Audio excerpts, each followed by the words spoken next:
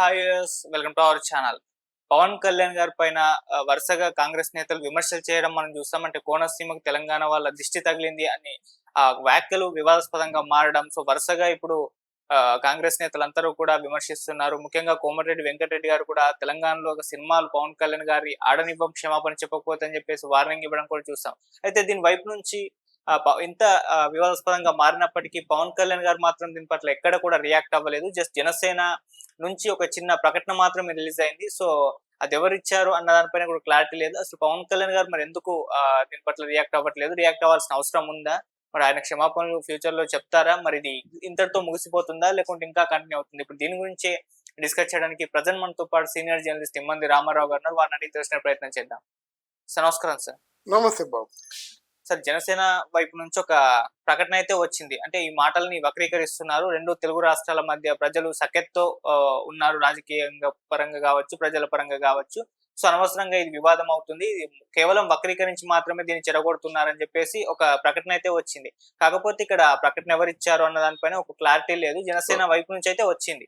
అయితే ఈ ప్రకటనతో ఇప్పుడు ఏదైతే ఇంత వివాదాస్పదంగా మారిందో, ఇన్ని విమర్శలు వచ్చాయో ఇవి ఆగిపోతాయా? లేకుంటే పవన్ కళ్యాణ్ గారు క్షమాపణ చెప్పేంత వరకు ఇది కంటిన్యూ అవుతాయా? మరి ఇంత జరుగుతున్న పవన్ కళ్యాణ్ గారి మౌనం వెనకాల కారణం ఏంటి సార్? పవన్ కళ్యాణ్ క్షమాపణ చెప్పాలి, ఇది నా తాలూకు ఫస్ట్ సమాధానం. ఎందుకంటే దీన్ని ప్రొలాంగ్ చేయకూడదు. ఇక్కడ కూటమి ప్రభుత్వంలో ఉన్న వాళ్ళు ఒక విషయాన్ని గ్రహించాలి. గోరంతా జరిగినట్లయితే కొండంత చూపిస్తున్నాడు జగన్మోహన్ రెడ్డి. తనకు ప్రత్యేకించి ఈ ప్రోపగండా కోసమే కొన్ని కోట్లు ఖర్చు పెడుతున్నాడు. ఎవరో కాదు, ఆయన వర్గమే ప్రోపగండా చేస్తుందన్నమాట. రకరకాల వాళ్ళు అంటే ఉన్నదాన్ని పదింతలు చేసి చూపిస్తుంది. దాన్ని తెలివైన వాడైతే పవన్ కళ్యాణ్, నాకు తెలంగాణ మీద ప్రత్యేకమైన ప్రేమ ఉంది, ప్రేమ ఉండబట్టి తెలంగాణలో తాండాలో తిరిగాను, అన్ని తిరిగాను. ఏదేమైనప్పుడు కూడా నోరు నా టంగ్ స్లిప్ అయింది కదా, తప్ప వేరే నా మనసులో ఏమి లేదు. దీన్ని వాళ్ళ మనోభావాలు అవగాహన దెబ్బతిన్నట్టే మన్నించమని కోరుకుంటున్నాను. చాలా డిప్లొమాటిక్గా చెప్పొచ్చు, జైరన్సీ మ్యాటర్. ఆయన ఆ మాట చెప్పిన తర్వాత కూడా అంటే వాళ్ళు తిప్పికొడతారు. అలా మౌనంగా ఉండడం మాత్రం ఆయన రాజకీయాల్లో ఉంటూ ఎలాంటి మౌనాలు అలకలు పనిచేయవు. రాజకీయాలు ఉంటూ వెంటనే బురద జల్లింది, ఎవరో బురద వేశారు వెంటనే కడిగేసుకోవాలి. ఇది రాజకీయాల్లో అవసరం. అంతేగాని నీ చూసి చూడనట్టు ఉడుకుంటే చూసే ప్రజలందరికీ తెలుస్తుంది కదా, తెల్లటి బట్టలు ఉన్నాయి, బురద జల్లారు. అప్పుడు ఏం చేస్తాను, ఏ పక్క వెళ్ళిపోయి అక్కడ నేను వాష్ చేసుకొని క్లీన్గా ఉంటాను కాక ఈ బురద ఎవరికి కనిపించదు. లేదంటే అది అక్కడే ఉంది కదా, నాకేమనుకుంటే ఆ బురద స్పెసిఫిక్గా కనిపిస్తుంది. ఆ పని చేస్తున్నాడు పవన్ కళ్యాణ్ ఇప్పుడు. రెండోది ఏంటంటే పవన్ కళ్యాణ్ని దెబ్బ కొట్టాలని చేస్తున్నారండి. నాకు బాగా అనుమానం ఇందులో జగన్మోహన్ రెడ్డి ఒకరి హస్తం ఉందా లేకపోతే ఇంకెవరైనా హస్తాలు ఉన్నాయా అనేటువంటి అనుమానం నాకుంది. అది ఇప్పుడే చెప్పను, కొంతకాలంలో నేను మీకు స్పష్టంగా చెప్తాను. ఎందుకంటే పవన్ కళ్యాణ్ని కొట్టే దెబ్బ మామూలు దెబ్బ కాదు, చీకటి దెబ్బ అంట. చీకటి చావు దెబ్బ కొడుతున్నారన్నమాట. ఆయన తాలూకు ఇమేజ్ని, ఆయన తాలూకు అంటే ఆయన పట్ల ఉన్న ప్రేమని అంతటినీ కూడా చంపే ఏర్పాట్లు చేస్తున్నారు.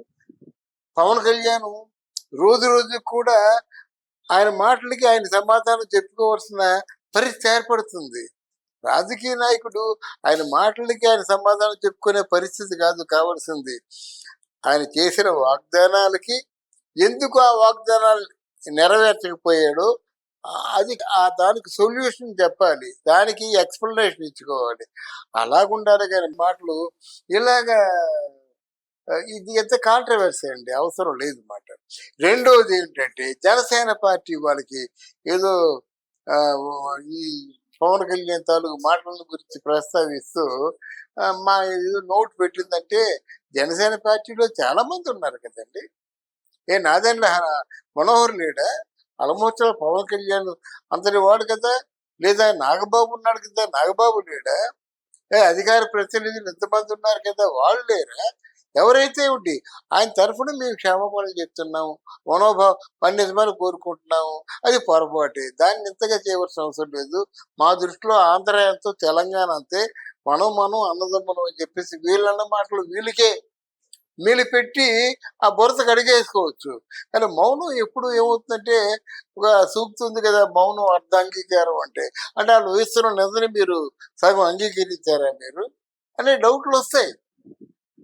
గనక ముందే చెప్పుకున్నాం, పవన్ కళ్యాణ్ మాట్లాడుతున్నప్పుడు జనాలు చూసి ఓవర్ తో ఆయన కంప్లీట్ గా ఉనికిని మర్చిపోకూడదు, టంగు స్లిప్ అవ్వకూడదు. నేను నిజాయితీ పరుడు అనుకుంటే నిజాయితీ పరులైనటువంటి రాజకీయ నాయకులు పూర్తి కూడా అడ్రస్ లేకుండా పోయారు. గుల్జార్ రైల్వే మినిస్టర్ గా ఉంటుండగా రైల్వే శాఖలో ఒక చిన్న యాక్సిడెంట్ జరిగితే చచ్చే నేను పనిచేస్తున్న యాక్సిడెంట్ అంటే అది కుదరదు అని రాజీనామా చేశాడు. అంతకంటే నిజాయితీ పరులు ఎవరైనా ఉన్నారు రాజకీయ నాయకుల్లో? ఆయన చివరి రోజుల్లో ఎక్కడున్నాడు? ఒక పాడు ఉన్నటువంటి ఇంట్లో 100 రూపాయల గదిలో ఉన్నాడు. ఆయన ఖర్చు ఎంత? రోజుకి 5 రూపాయలు 10 రూపాయలు. అది కష్టం. టంగుటూరి ప్రకాశం పంతుల కంటే నిజాయితీ పరులు ఉన్నారా? ఆయన ఎంత కష్టపడ్డాడు? తిండి కష్టపడ్డాడు కదా, ఆయన నిజాయితీ పరుడు కదా.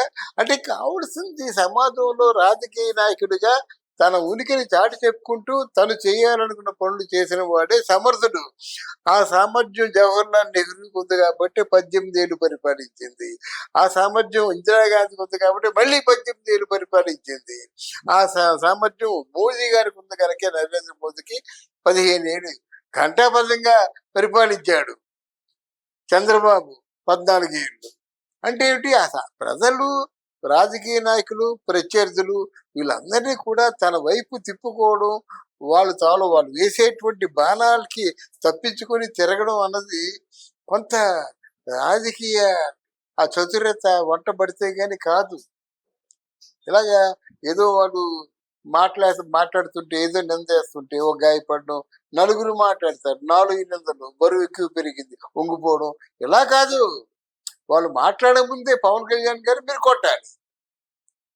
మీరు ప్రచారం చేసినంతసేపు వారాహి రథంలో అద్భుతం మేమే చెప్పాం, 100 సార్లు చెప్పాం, 100 వీడియోలు చేసాం, మగాడంటే ఏంట్రా అని చెప్పేసి. ఇప్పుడు మీరు నాయకుడయ్యారు.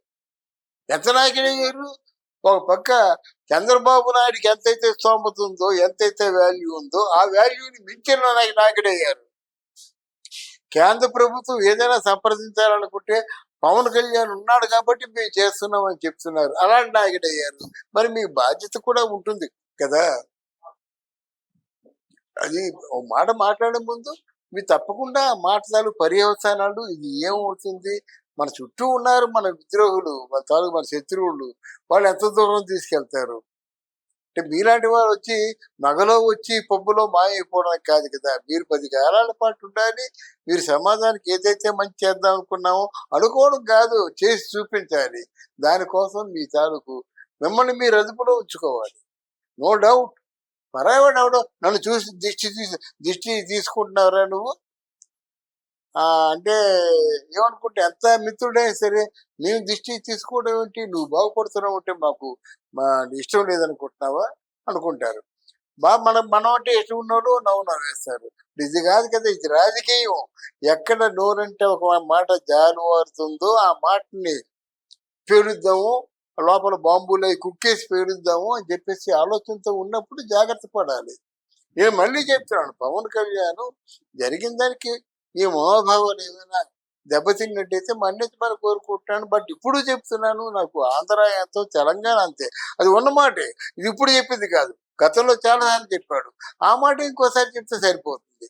అది తర్వాత ఏంటంటే సంబంధిత పార్టీలో ఉన్నారు, ఇంకా నాదెళ్ల మనోహర్ చెప్పొచ్చు, మన నాగబాబు చెప్పొచ్చు, ఇంకా అధికార పార్టీల్లో బాగా యాక్టివ్గా పాల్గొంటున్నటువంటి మన రాయపాటి అరుణ వీళ్ళందరూ ఉన్నారు, రజనీ వీళ్ళందరూ ఉన్నారు.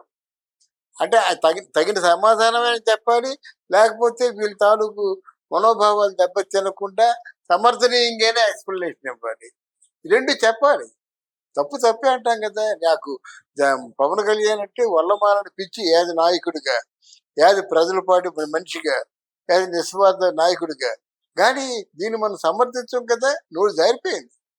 నోరు జారడం ఎందుకు? అందుకే గతంలో కూడా చెప్పారన్నమాట, ఓ మాట మాట్లాడు, ప్రాక్టికల్ ఈజీ పాజిబుల్ అని ఆలోచించు.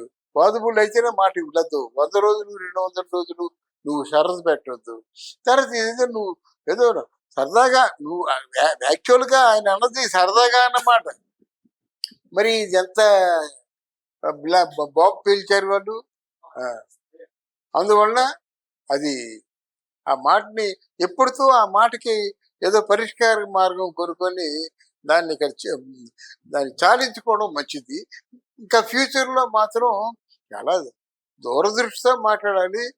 మీ మీద ఒకరు దీన్ని అంటే ఆయుధంగా తీసుకొని మీ మాటలను మీకే బూమిరాంగ్ అయ్యేలా చేసుకునడం మాత్రం మీరు ఎప్పుడు కూడా చేసుకోవద్దని నా request. Right sir. Thank thank you you. So much.